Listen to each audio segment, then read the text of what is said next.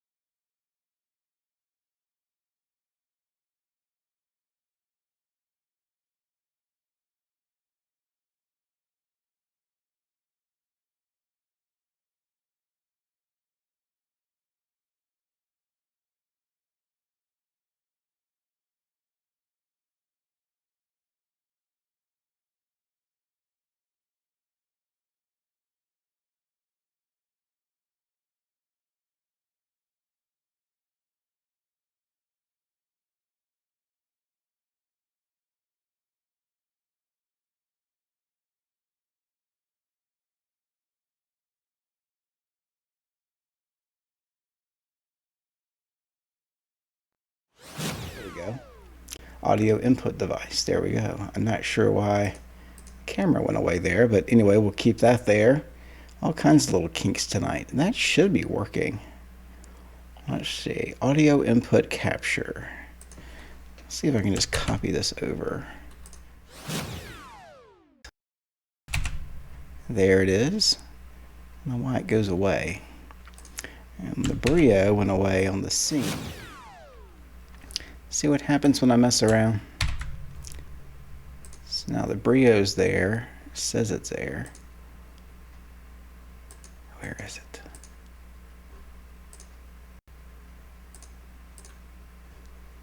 Oh, that's funky. All right, anyway.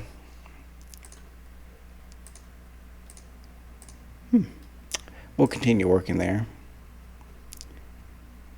You will look at it full screen. This is a fun little YouTube video for you guys to see tonight. All right, so we're looking at rain moving in from the south.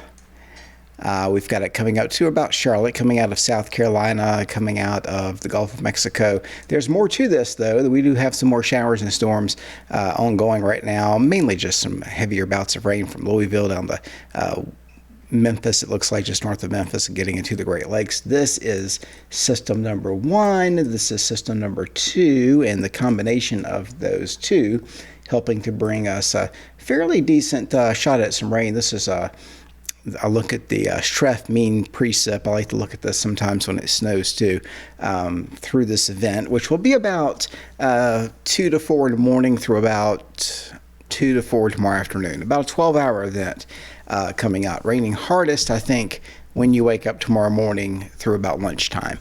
And a good part of the area is going to see about an inch out of this. We could see a bit more in some locations.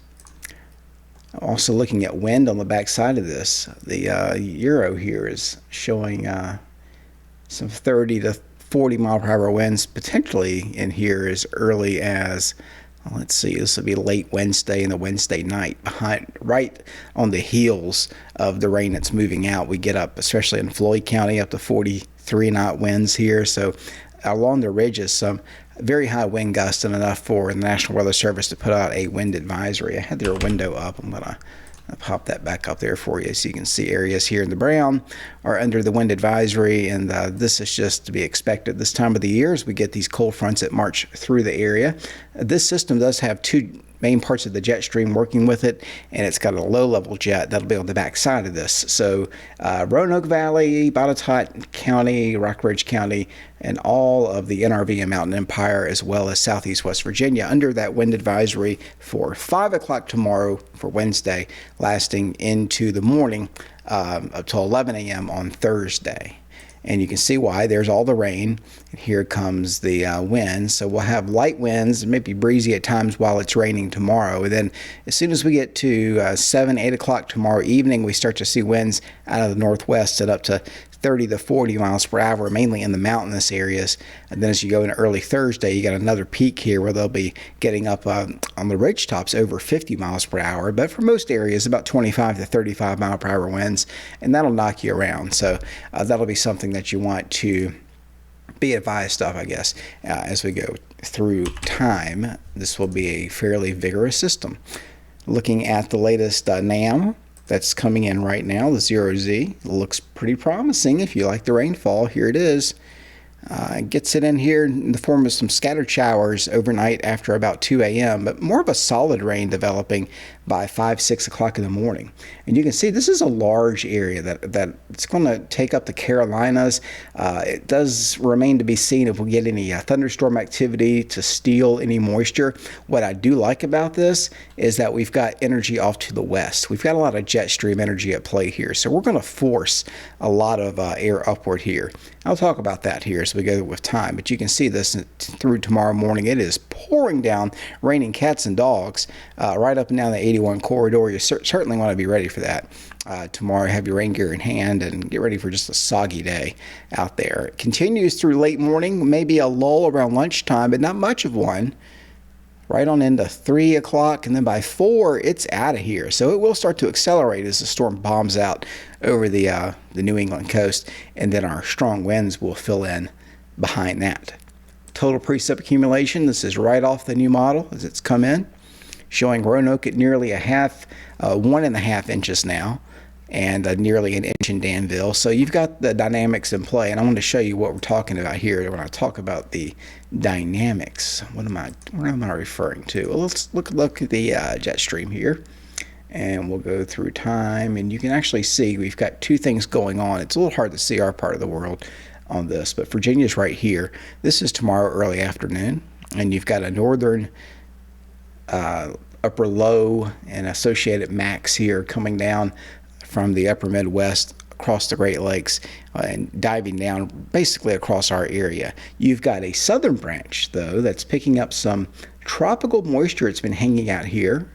Again, you have air masses that sit over certain parts of the world and retain their values. So high amounts of water in the air that get tugged north into these systems as we go into spring and now in the fall, these transitional times of the year. So you've got these two jet streams kind of combining forces here over our area. That puts us in a good area of lift. The right front quadrant is a good place to be, but besides that, you don't necessarily have to be in any particular quadrant if you can just be in the area where the jet stream splits apart. And you can see that earlier in the day, Wednesday in the morning, you've got one area that goes up here across the Pennsylvania area in Ohio, and you've got another area of wind maximum that goes due east. So that tells you that the air is being evacuated aloft, and that'll help get some lift going right over our area. And I think it'll be another good soaking rain. There you can see the two pieces of energy as they move in. I mean, spin-wise, a lot of the spins definitely with the northern part, and that's good because it's going to pick up the southern stuff and pull it into it. So that's the good news. So yeah, fair amount of rain coming up, fair amount of wind coming up. I just wanted to do this to get everything working on the live streaming end here on YouTube. And if it weren't for you meddling kids, I'd have this web camera going too. I keep having to add it again and again and again, and it just doesn't want to show up right now. So anyway, I'll get that figured out. It's working the way I need it to. I'm happy with that. There it is, again, a live look at the radar. You can see the showers continuing to advance in. They'll take their time and give it till about 4 or 5 o'clock in the morning. It should start raining.